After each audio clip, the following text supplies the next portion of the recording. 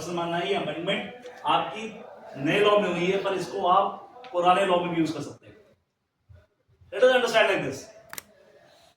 Sir का office खराटे में इनको बहुत बड़ा असाइनमेंट मिला।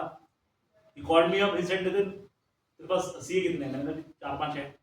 तो कहते हैं कुछ सीए खाली है तेरे पास टाइम पे 2-3 महीने के लिए? मैंने कहा सर हो जाएंगे। तो मैंने कहा 3 सीए दे दो। मैंने 3 सीए को भेज दिए, इन्होंने सीए के हिसाब से मुझे पेमेंट भेज दी। मेरा क्वेश्चन ये है, वो जो पेमेंट दे रहे हैं मुझे, उसका डिटेल्स 194 सी में कटेगा कि 194 जे में कटेगा? हाँ जी जे में काटते हैं।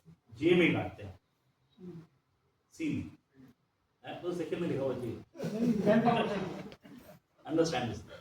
इसलिए जब हमने सी की बात करी है, आपको ये चेक करना है मैंने लेबर कोई भी दी है, मैंने स्टाफ कोई भी दिया है, वो प्रोफेशनल है कि स्किल्ड है, ये हार्डली में डिफरेंस है।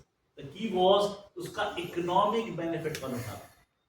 इफ द इकोनॉमिक बेनिफिट ये उठा रहे हैं, वो उस पर्टिकुलर काम के लिए मुझे रिपोर्ट नहीं कर रहा, रिपोर्ट इनको कर रहा है, तो it is nothing but a supply of man power.